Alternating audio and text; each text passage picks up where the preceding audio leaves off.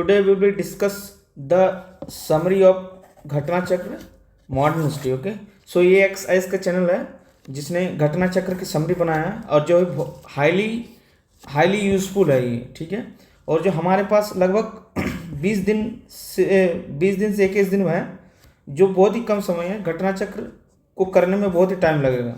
तो घटना चक्र में जितने भी जो घटना चक्र होते हैं, पहले एक पेन में उसके जितने सारे फैक्ट होते हैं वो होते हैं, और इसके फर्दर जो होते हैं उसके क्वेश्चन होते हैं. तो इसमें से जितने भी फैक्ट हैं इस आपको इस पीडीएफ में मिल जाएंगे. ये पीडीएफ एक्सआईएस जो है उसने करा है, उसका क्रेडिट उसी को जाता है.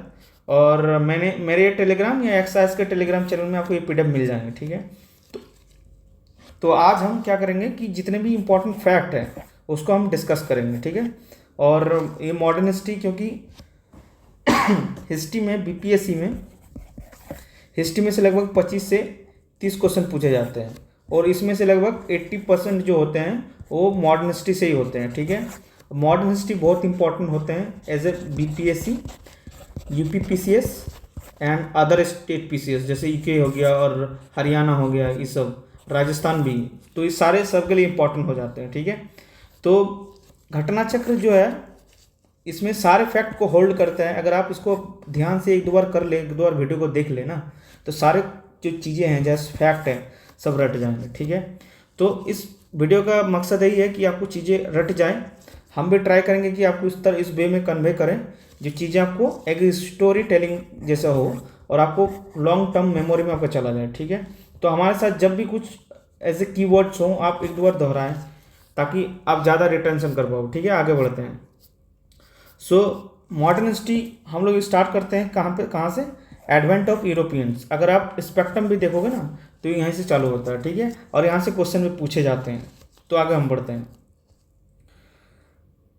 सो वास्को द गामास अराइवल 1908 में वास्को द गामा आएगा. और इसमें क्या होता है, इसको कौन लाएगा, पहले ये भी क्वेश्चन पूछा जाता है जो स्टेट पीसीएस है. ठीक है, तो इससे रिलेटेड क्या आ सकता है पहले ये देखते हैं. Why we will study this type of themes, because ये क्वेश्चन किस तरह अराइव होते हैं कि बोलेगा कि फर्स्ट कब आया था वास्को द गामा, कब आया था, कौन सा ऐसा जो मर्चेंट थे जिसने उसको इंट्रोड्यूस करा था ऐसे इंडिया में, कौन सा राजा था. तो इस तरह का क्वेश्चन. ठीक है, कौन सा किंग था, कौन सा जो ट्रेडर था जो वास्को द गामा को ये करा था. इसने भर के पीसीएस में पूछे हैं. ठीक है, स्टेट पीसीएस में. तो हम आगे इसको देखते हैं. तो Vasco da Gama led by the Gujarat guide name Abdul Ahmad bin Majid, जिसको माजिद हुसैन भी बोलते हैं बहुत सारे बुकों में, तो इसको माजिद. ठीक है, अब्दुल माजिद याद बोला जाता है, तो इसको अब्दुल इन माजिद. तो इससे घबराना नहीं है. ठीक है, यही है. इसने वास्को द गामा को ऐसे इन्वाइट करा था, क्योंकि वास्को द गामा जो अफ्रीका, अगर देखोगे यहाँ पे, तो यहाँ पे अफ्रीका है, यहाँ पे केप ऑफ गुड होप है, तो यहाँ से उसको इंडिया लाया था. ठीक है, उसने हेल्प किसने करा था? माजिद हुसैन ने. वास्को द गामा को माजिद हुसैन ने इंडिया लाया था. अब जो इंडिया था, यहाँ पे कोचिन शहर है, यहाँ पे किंग हुआ करता जिसको कालीकट के पास, उस किंग का नाम था जमोरिन. ठीक है, कालीकट के पास जमोरिन होता था, उसने उसको वेलकम करा था. और वास्को द गामा जो 1498 में आया था, उसने फर्स्ट जो है ब्लैक पेपर का ट्रेड करा था, और इसको जो यूरोप में जब वो गया ना तो 60 टाइम उसको प्रॉफिट हुआ. ठीक है, तो इसमें इतना ही था. तो पहले फैक्ट याद रखना कि 1498 में वो आया और अब्दुल माजिद उसको लाया था कालीकट में. ठीक है, कोजिन जिसको अभी नाम बोलते हैं, कोजिन पोर्ट भी अभी इंपॉर्टेंट है. ठीक है, आगे चलते हैं. ये सारे फैक्ट हो गए हैं. तो अब मेरा स्टाइल इसी तरह रहेगा कि आपको ऐसे स्टोरी टेलिंग के से बताऊं और चीज़ें याद हो जाए. फैक्ट भी वहाँ जितने भी ग्रीन कलर है जो हाईली इंपॉर्टेंट फैक्ट है, बात बाकी ये सब डिस्क्रिप्शन में होगा. ठीक है, जो येलो कलर है. तो पोर्तुगीज़ इन इंडिया, आप फर्स्ट जो तो आप देखोगे तो एक सीक्वेंस में पूछा जाता है क्रोनोलॉजी में कि पहले कौन आया. The first britisher and chronological order, first कौन कौन आया, तो उसका एक न्यूमोनिक्स है PDEDF. ठीक है, पी से हो गया पोर्तुगीज, डी से हो गया डच, ई से हो गया इंग्लैंड और इंग्लिश जो है, और डी से डेनिश, और एफ से फ्रेंच सबसे बाद. ठीक है, तो फर्स्ट आएगा पोर्तुगीज़. ठीक है, पोर्तुगीज़ में बहुत सारे गवर्नर हुए, ठीक है। देखो एक गवर्नर, दो गवर्नर, तीन गवर्नर हुए। तो कौन कौन हुए थे? फ्रांसिस्को द अल्मेडा, ठीक है, अल्फेंसो द अल्बुकर्क और नैनो द चूना, ठीक है। मैं इस तरह लिखूंगा ताकि जब मैं लिखूंगा ना आपको ब्रेन एज ए कैच करे, ठीक है। पीडीएफ में तो दिया ही है, बट हम एज ए पीडीएफ पढ़ा देंगे तो आपको माइंड इतना कैप्चर नहीं कर पाएगा, ठीक है। तो I will also try to write, okay, keyword. तो देखो इसने अल्फेंसो द अल्मेडा, जो फ्रांसिस्को द अल्मेडा था, इसका क्या क्या इसने इनिशिएटिव लिया था, कब आया था पहले? 1505 में ही आया था, ठीक है, 1505 में। First Portuguese governor and viceroy, ये फर्स्ट ही, इससे इंपॉर्टेंट हो जाता है एग्जेक्टिव, ठीक है। और इसने देखो ब्लू वाटर पॉलिसी भी लाया था, ठीक है। अब देखो इसको याद कैसे रखो, ब्लू वाटर पॉलिसी, हम काफ़ी कंफ्यूजन हो जाते हैं कभी कभी। अल्फेंसो द अल्बुकर्क दे देगा ऑप्शन में, नैनो द चूना दे देगा, और फ्रांसिस्को द अल्मेडा।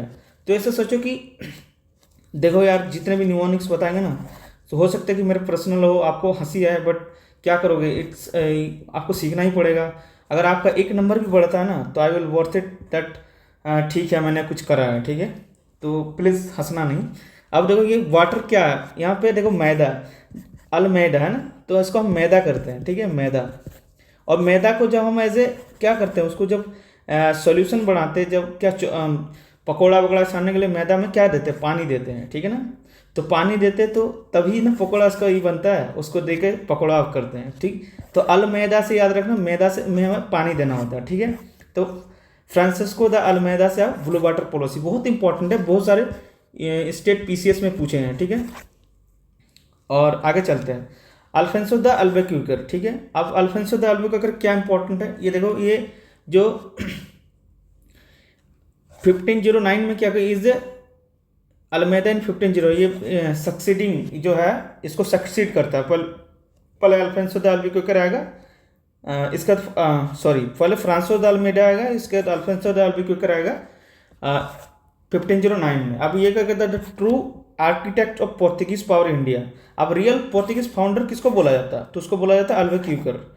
अल्बुकर्क देखो यहाँ किस तरह याद रखोगे, तो क्यूकर का कॉन्क्योर का सही हो रहा है, प्रोनाउंस थोड़ा सा करेगा अल्बुकर्क, तो कॉन्क्योर कौन करेगा, और रियल कॉन्क्योर कौन रहेगा, तो अल्फेंसो द अल्बुकर्क। और एक याद रखोगे, ये अल्फेंसो जो है ना, देखना टाइप्स ऑफ मैंगो जो होता है, तो उसमें देखो हम लोग कभी बारहमासिया, पंसूरी, बहुत सारे होते हैं, उसमें अल्फेंसो भी एक होता है, अल्फेंसो मैंगो भी ये होता है। तो वहाँ से भी याद रखना कि ये जो अल्फेंसो द अल्बुकर्क है, वो सक्सीड करता है अल्मेदा को, और ये गोवा को कैप्चर भी करता है। देखो अब क्या कहते हैं, इन 1510 Albuquerque captured Goa from Yusuf Adil Shah. ये जो है यूपीएससी में भी ये पूछा गया था, ठीक है, कैप्चर गोवा, ठीक है, वन ऑफ द ऑप्शन में ये था। तो 1510 में पहले तो यह करता है, 1509 में ये अल्फेंसो द अल्बुकर्क को प्रोसीडिंग करता है, सब्सिडिंग करता है, मतलब उसके बाद आता है फिर 1510, जस्ट एक ही साल बाद ये गोवा को कैप्चर करता है, ठीक है। किसके यूसुफ आदिल शाह से गोवा को कैप्चर करता है, और इसी को जो है, इसी को रियल फाउंडर ऑफ पोर्तुगीज भी बोला जाता है, ठीक है। आगे चलते हैं। अब इसने और कहीं कहीं जीता था, देखो 1511 में ही कंकर मलक्का, इंपॉर्टेंट स्टेट हब इन साउथ ईस्ट एशिया। मलक्का अगर देखोगे तो ये इंडिया है, तो इधर कहीं मलक्का स्टेट है, ठीक है। यहाँ पे सिंगापुर भी है, इधर ये, तो ये मलक्का स्टेट, ठीक है। आगे चलते हैं। अब 1515 में क्या होगा कि इस चीज हरमुज, अभी अगर यहाँ पे देखो, अगर मान लो ये अफ्रीका है इस तरह, ठीक है, तो ये मान लो इंडिया है, तो यहाँ से जो एक थोड़ा क्या होता कि यहाँ पे है गल्फ और यहाँ पे गल्फ कंट्री जितने भी हैं, और पर्शियन गल्फ जिसको बोलते हैं, पर्शियन गल्फ, और यहाँ पे गल्फ ऑफ एडन, इसके बीच में एक होता है हॉर्मुज, स्टेट ऑफ हॉर्मुज। आई बहुत रिसेंटली न्यूज़ में था, क्योंकि ईरान इसको एज ए सॉवरेनिटी के रूप में देखता है, ईरान इसको कैप्चर करता है, ठीक है। और इस पर अभी ईरान टैक्स भी लगाने की कोशिश कर रहा है।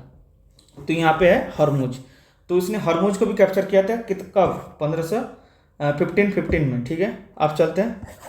अब पहले हम एक देख लेते हैं, 1509 में तो आया, 1510 में गोवा को कैप्चर किया, 1511 में क्या किया है, मलक्का को कैप्चर करता है, और 1515 में देखो यूनिक नंबर है, 1515 में स्टेट ऑफ हॉर्मुज को कैप्चर करता है। तो ये इससे रिलेटेड फैक्ट है, ठीक है। आगे चलते हैं। थोड़ा लॉन्ग वीडियो हो सकता है बट आपको याद रहेगा, गारंटी लेता हूँ मैं, ठीक है, आपको याद रह जाएगा। अब हिस्ट्री मेरा एक इंटरेस्टिंग सब्जेक्ट रहा है, तो मैं बढ़िया से पढ़ा हूँ। और जो एक्सआईएस चैनल है इसमें एंशियन हिस्ट्री, मेडिवल हिस्ट्री को भी डिटेल 19 वीडियोस में करे हैं, मैंने सारे देखे हैं, ठीक है। मुझे हिस्ट्री में इंटरेस्ट है तो मुझे कोरिलेट करके बताऊंगा ताकि चीज़ें आपको ज़्यादा याद रहेगा, आपको लॉन्ग टर्म मेमोरी चले जाए, ठीक है। आगे चलते हैं। अब नैनोदा चुना, अब क्या कहते हैं, become the governor 1529 and serving until 1538, ठीक है। तो हम लोग तीनों देखे हैं, हम नाम बताओ। Francisco de Almeida, Alfonso de Albuquerque, मेरे साथ बोलो आप लोग तभी याद हो जाएगा, ठीक है। नैनो द चुना, तीसरी इंपॉर्टेंट इतना फैक्ट नहीं है बट इन दो से है। इसमें क्या देखे, मैदा से ब्लू वाटर पॉलिसी देगा, ब्लू वाटर पॉलिसी, इससे देखा कि 15 से 10 में गोवा को कैप्चर किया यूसुफ आदिल शाह से, ठीक है, यूसुफ आदिल शाह से। और इसको देखा कि इसने गवर्निंग, इससे रिलेटेड नहीं है, ठीक है, फैक्ट।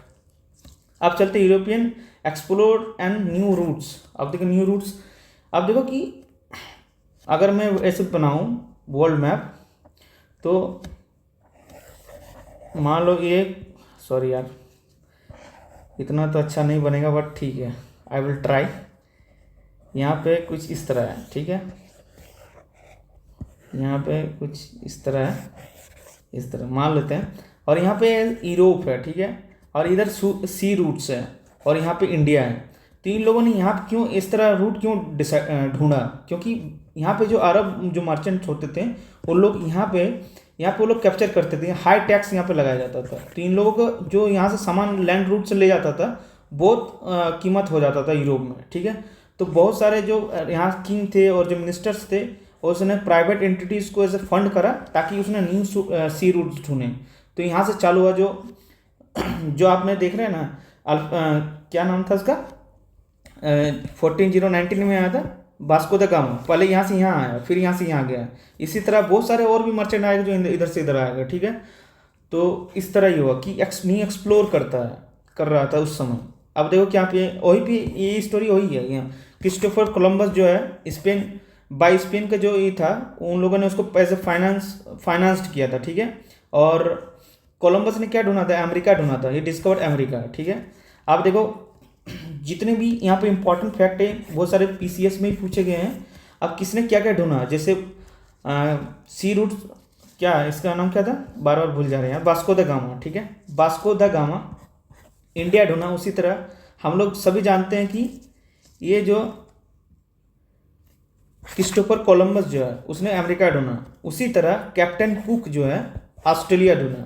फिर से मेरे साथ बोलो, बहुत इंपॉर्टेंट, कैप्टन कुक ऑस्ट्रेलिया ढूंढा, ठीक है। और यहाँ आबेल तास्मान जो है तस्मानिया ढूंढेगा। देखो तास्मान से ही तास्मानिया पड़ेगा, देखो सिमिलर सा नाम है, इसी के नाम से पड़ गया तस्मानिया, ठीक है, तस्मानिया सी, तस्मानिया लैंड। अब देखो originally called Diemen's land, okay, and New Zealand और तस्मानिया जो अगर देखोगे, अगर मैं इंडिया ऐसे बना लेता हूँ और यहाँ पे इंडोनेशिया वगैरह वगैरह है, यहाँ पे ऑस्ट्रेलिया है, ठीक है। यहाँ से अगर देखो तो यहाँ पे क्या है, न्यूजीलैंड, ठीक है, न्यूजीलैंड। और यहाँ पे छोटा सा देखो ना, इसके आसपास तस्मानिया है जो अभी पानी से डूबा हुआ है, ठीक है। लेकिन जब भी पानी से उठे खत्म होगा यहाँ से, ऐसे प्रेडिक्ट किया जाता है, तो ये तस्मानिया नाम का लैंड उठेगा। बहुत सारे न्यूज़पेपर में ये भी था, ठीक है। तो यहाँ पे कुछ है, तो इसने यहाँ ढूंढा था, देखो, ठीक है। कौन था, कैप्टन कुक ने न्यूजीलैंड तस्मानिया ढूंढा, ठीक है। अब आगे चलते हैं, पोर्तुगीज फोर्ट एंड ट्रेड, इसका ट्रेड। आप देखो कि 1503 में फर्स्ट यूरोपियन फोर्ट कहाँ पे बनता है, कोचिन में, कोचिन जैसे हम यहाँ पे कोचिन, ठीक है, यहाँ पे बनता है कब, 1503 में, ठीक है, 1503 में बनता है first European fort in India. किसके बनाया था, पोर्तुगीज, याद है, पोर्तुगीज। आप देखो वही सीक्वेंस यूरोपियन मैंने बताया आपको, पहले पोर्तुगीज आएगा, PDEDF, ये आपको याद रखना, ठीक है। अब कब याद आया था आपको भी लिख देते ताकि आसानी हो। जो पोर्तुगीज था कब में आया, 1498 में आया, ठीक है। और ये जो डच था कब आया था, 1605, एक बार 1498, 1605। और जो इंग्लिश आया था, जो जिसको ब्रिटेन में बोलता है ब्रिटिश, 1608 में आया था, ठीक है। और ये डच जो था 1616 में आया था, देखिए यूनिक नंबर है, ठीक है। और यहाँ पे जो फ्रेंच आया था 1664 में आया था, ठीक है। अभी हम लोग बोल रहे हैं 1515 में क्या किया था इसने, अब जो अल्बुकर्क है किसको, स्टेट ऑफ हरमुज को ही कर लिया था 1515 में ना। और यहाँ पे देखो 1660 भी है, ये सब यूनिक नंबर है, आपको याद हो जाएगी। 66 में डेंस है, ठीक है, इसका तो फ्रेंच है, तो फ्रेंच वॉज लास्ट, ओके, ठीक है। और पोर्तुगीज जो था वो फर्स्ट जो आया भी था और लास्ट गया था शायद 1961 में, और आया था 1498 में। तो इसने इतने सालों से राज किया था, इसलिए बोला 300 साल, ओके ना। आगे चलते हैं। अब फर्स्ट फैक्ट्री देखो क्या क्या बोल रहा है, कहाँ का बैठाया था, ठीक है। जैसे हमने बताया कि सीक्वेंस याद रखना बहुत जरूरी है, क्योंकि टाइम लाइन बहुत इंपॉर्टेंट है हिस्ट्री में। तो आगे चलते हैं। ये हमने बता दिया, आपको याद हो गया होगा। फर्स्ट अराइव इन इतना लास्ट इंडिया तो इतना देखो 1498 में आया, 1916 में गया। आप देखो उस समय जो 1916 में था तो उस समय कौन एज ए गवर्नर था, है ना, तो उसको बहुत इंपॉर्टेंट है ये इस टाइम। मैनुअल एंटोनियो बैसालो ए सलेवा, ये था गवर्नर जनरल। जब 1916 में पोर्तुगीज जब जा रहा था तब ये गवर्नर था, ये पूछता भी है, ठीक है, याद रखना इसको। The Portuguese establish the first factory in Calicut in 1500। यहाँ कालीकट है, यहाँ 15 कालीकट मतलब 15 मतलब कालीकट कलकत्ता में, सॉरी यहाँ पे बंगाल के आसपास फर्स्ट फैक्ट्री 1500 में बना था, ठीक है। Later at the Satgaon and the Chittagong armoury rate भी हम लोग पढ़ते हैं, तो चटगांव में, और इसने बनाया बंगाल में कितना 1534 में, और कालीकट में 1500 में। आगे चलते हैं। डिक्लाइन इन पोर्तुगीज पावर क्यों डिक्लाइन हो गया।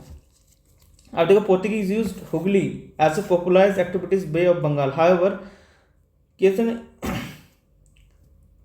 Mughal emperor Shah Jahan destroy the Portuguese establish Hooghly. Actually ना ये जो पोर्तुगीज था इसने पायरेसी पे बहुत काम कर रहा था जहाँ हुगली एरिया में, क्योंकि यहाँ पे इस रीजन में ये लोग पायरेसी करता था, मैं एक दूसरे का पैसा वैसा छीन लेता था, दूसरे का शिप को लूट लेता था। तो शाहजहां जो था इसका डिस्ट्रॉय कर दिया, ठीक है। Portuguese establish in Hooghly, imprison thousand of Portuguese resident, ठीक है। अब जॉर्ज चार्नोक क्या था, जॉर्ज चार्नोक से भी क्वेश्चन पूछा जाता है, यही इसी ने कलकत्ता फाउंडेशन में एक क्वेश्चन बनाता है, ठीक है। Who led foundation of Calicut, option एक मतलब ए हो गया Job Charnock, okay, Job Charnock. B मान लो लॉर्ड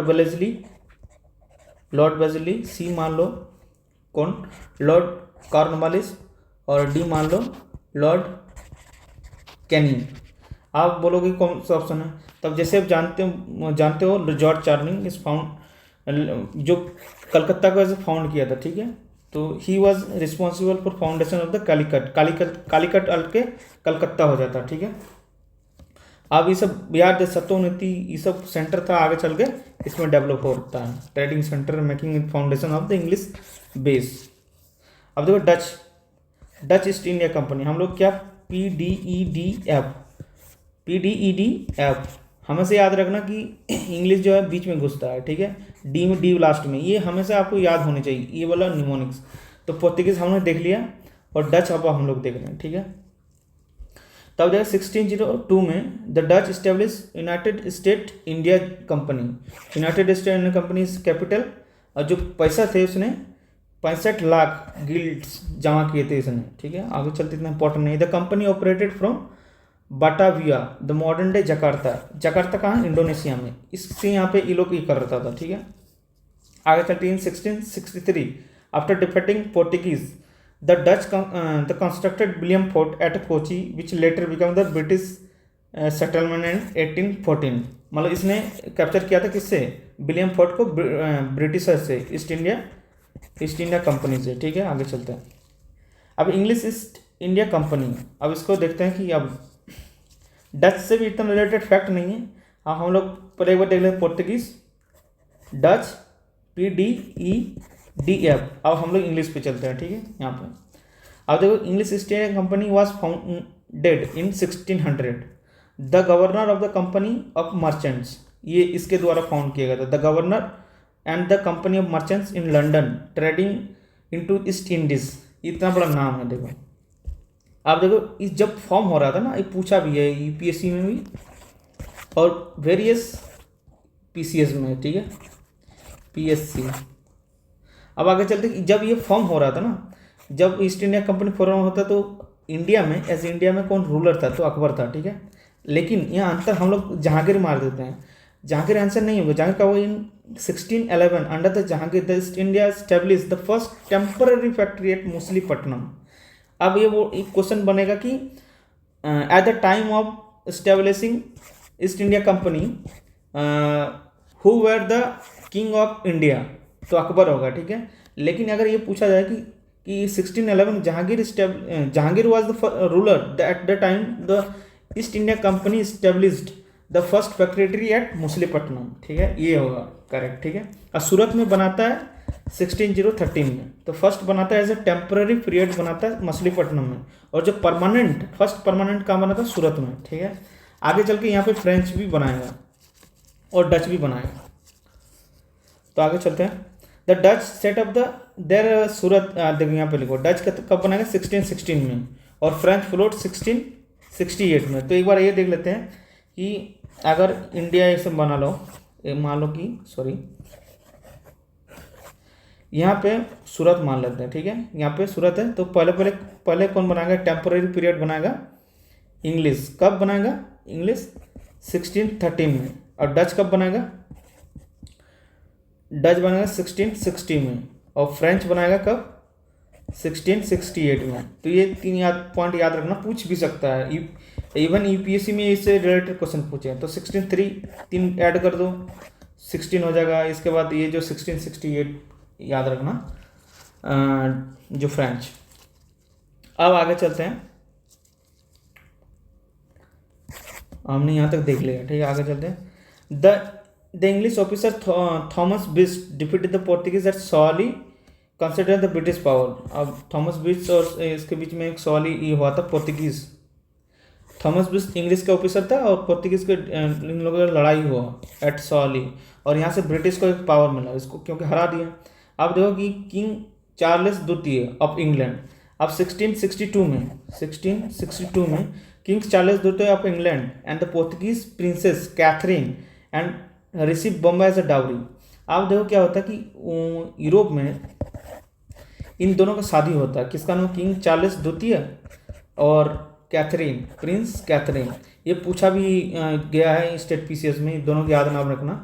1662 में अब इन लोगों का शादी होता था कि जो है ना बम्बई का ऐसे डावरी दे दिया जाता है। यहाँ पे बम्बई तो ऐसे डावरी दिया देता है। पहले यहाँ पे पोर्तुगीज का कंट्रोल हुआ करता था, अब क्या होगा, इसको एज डावरी के नाम इंग्लिश में ईस्ट इंडिया कंपनी अब करेगा, ठीक है, हैंडल। कितने में दिया था ये भी पूछा गया है, तो 10 पाउंड में दिया एनुअली, कि एक साल में सिर्फ 10 ही पाउंड देगा, ठीक है, 1 ईयर में 10 पाउंड देगा, उसी से उसको दे दिया। अब देखो 1688 में English governor John Child visit Mughal ports which Mughal emperor Aurangzeb to expels the English from the Indian temporary. चलो इतना इंपॉर्टेंट नहीं। कार्नेटिक वार देखते हैं। देखो 3 कार्नेटिक वार हुए हैं, ठीक है, 3 कार्नेटिक वार हुआ था, फर्स्ट, सेकंड एंड थर्ड। अब क्या इंपॉर्टेंट ये देखते हैं कि पहले तो ईयर आपको याद होना चाहिए, इसके बाद जो ट्रीटी हुआ, इसके बाद ट्रीटी के बैटल भी है, नेम ऑफ बैटल, पहले की ईयर, नेम ऑफ बैटल और ट्रीटी, इन तीनों ही को आपको फोकस रखना है कि आगे चलता है। रीज़न भी आप जान सकते हो, रीज़न इंपॉर्टेंट भी है। अब देखो फर्स्ट कार्नेटिक वार कब होता है, 1446 से लेकर 14 बोल रहे हैं यार, 1746 से लेकर 1748 तक चला, ठीक है, मतलब सोचो कि 2 साल, 2 ईयर्स। अब इसमें क्या, ऑस्ट्रेलियन बार ऑफ सक्सेशन होगा, कहीं बाहर में, इंडिया के बाहर में इन लोगों में लड़ाई कहीं चल रहा था, उसी से रिलीजन यहाँ पे इंडिया में उसका विवाद छिड़ गया। किसके बीच, यहाँ पे देखो कि फ्रेंच सीप, क्योंकि यहाँ पे फ्रेंच सीप को सीज कर लिया था, ठीक है। अब फ्रेंच के बीच और फ्रेंच वर्सेस ब्रिटिश, क्योंकि ऑल पावर जो था, पोर्तुगीज था, डच था, ये लोग इतना इंपॉर्टेंस यहाँ नहीं दिखाया, क्योंकि ये लोग भाग गए, अलग अलग जगह चले गए। अब इन दोनों के बीच में राइवल हुए होता है, इसके चलते बहुत झगड़ा भी हुए। कार्नेटिक बार हो रहा है, ठीक है। ऑस्ट्रेलिया बार ऑफ सक्सेशन इसका रीजन था। अब 1746 में इंग्लिश ईस्ट जो कैप्टन था बार्नेट सीज फ्रेंच शिप्स, इसी से रिलेटेड झगड़ा आगे बढ़ता है, ठीक है। अब देखो इसको क्या कहते हैं, एट द थॉम्स, सम थॉम्स के आसपास हुआ, फ्रेंच ने इसको कर गया, इसीलिए बैटल ऑफ थॉम्स भी कहते हैं इसको, ठीक है।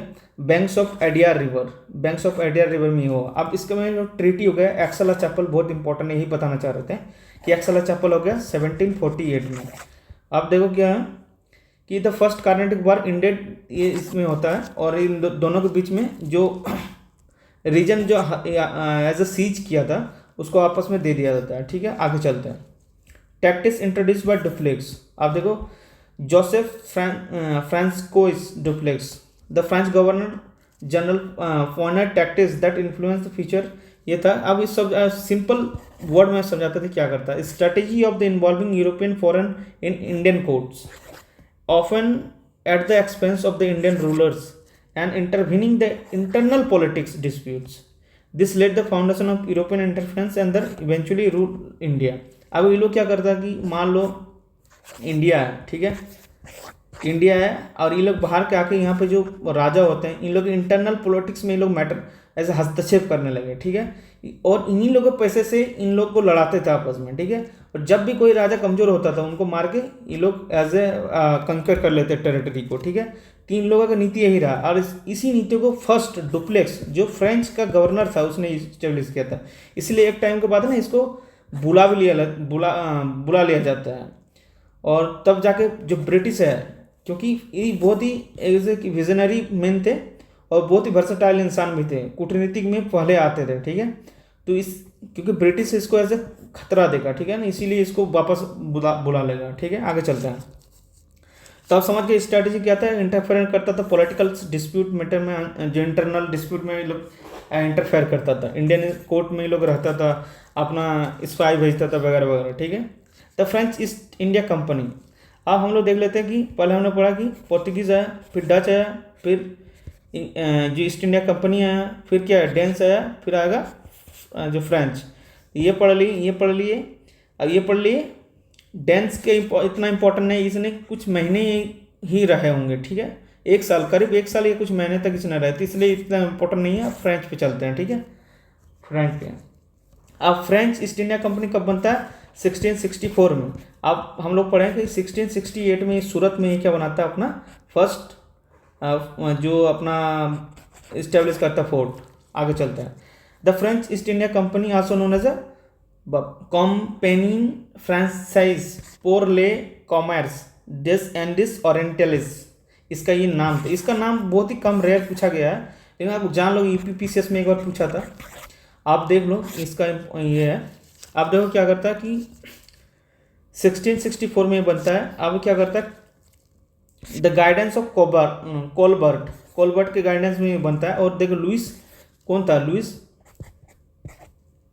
जो 14 था, लुइस 14 के टाइम में ये बनता है, ठीक है। लुइस 14 इंटरनली स्टेट फंडेड, इसी कारण देखो ये पूरा ना इंटायरली स्टेट फंड था, इसलिए आगे चल के ना, क्योंकि स्टेट फंड तक गवर्नमेंट ही देता था, तो गवर्नमेंट को बहुत नुकसान होता था, ऐसा डैमेज होता था, इसलिए ये फेल होता है। आगे चल के हम लोग देखेंगे, ठीक है। इंटायरली स्टेट फंड था, ठीक है। हर कोई स्टेटमेंट ऐसे आ जाएगा कि इंटायरली हम लोग क्या आते हैं एज ए एक्सट्रीम देखते हैं और गलत मान लेते हैं, लेकिन यहाँ पे एक्सट्रीम भी सही हो रहा है, ठीक है। इसलिए अपवाद है, हमारा माइंड ये सब देख के ऑप्शन को काट देता है, बट ये सब देख के काटना नहीं, ठीक है। Let's move on to Francisco Caron led the expeditions to India in 1667, ठीक, to establish the first French factory at Surat. 1668 में हमने बताया Malacca and the Persians accompanying Caron founded another factory at Masulipatnam in 1669। 1668 में सूरत में बनता है, और मुसलीपट्टनम कहीं पे यहाँ पे है, तो यहाँ पे बनता है 1669 में।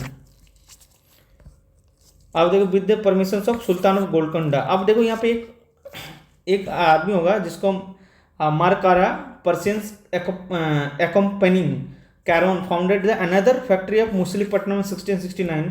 अब इसको सुल्तान ऑफ गोलकोंडा से पहले देखो फ्रेंच ईस्ट इंडिया कंपनी होगा, और ये जो महाराज है मारकारा, ये पर्शियन एक्कम्पनिंग कैरोन है, इसने भी एक 1669 में ही करा है। इस सुल्तान ऑफ गोलकुंडा से लेके इसने भी फॉर्म किया था, यही बता रहे हैं यहाँ पे। ठीक है, आगे चलते हैं। इतना खैर इम्पोर्टेंट नहीं है। आप देखो क्या, Dutch expansion in India. The Dutch set up the first factory at Masulipatnam, ये यूपीएससी का स्टेटमेंट है। अब ठीक है, in Bengal they establish the first factory at Pipli, ठीक है, इन द चिंसुरा इन 1653 में। And the proper communicate of the trade Bengal Dutch fort of the Chinsura was Gustavus Fort. ठीक है, अब 10 पॉइंट चिंसुरा में जो फोर्ट था उसको क्या बोलता है, गुस्ताबुस फोर्ट बोला जाता है। ठीक है, Dutch source high grade opium saltpetres from Bihar. अब बिहार से क्या क्या ले जाता है, सॉल्ट पीटर एक वेपन में यूज किया जाता था। ठीक है, आग लगता था। और हाई ग्रेड ओपियम ये सब बिहार से लेता था। ठीक है, आगे चलते हैं। क्रोनोलॉजिकल ऑर्डर जिसने मैंने बता दिया, PDEDF ये इसका निमोनिक से आगे याद रखना। अब चलते हैं कि East India Company and the nawabs. तो 30 मिनट हो गया। We will make another video, let's wind up, क्योंकि ज़्यादा वीडियो हो जाएगा तो आप देखोगे नहीं, शायद इंपॉर्टेंट नहीं है। अगर आपको अच्छा लगता है तो आप बताओ, अगर ख़राब भी लगता है तो बताओ। ठीक है, ताकि हम जज कर पाएँ कि हम किस लेवल तक ले जाएं। ठीक है, अगर मुझे कोई कमी है, कोई वीकनेस है, ताकि हम भी अपने आप को सुधार पाएँ और आपको भी अच्छा हो। तो okay guys, all the love, all the power, सबका खैर, जय हिंद, जय भारत।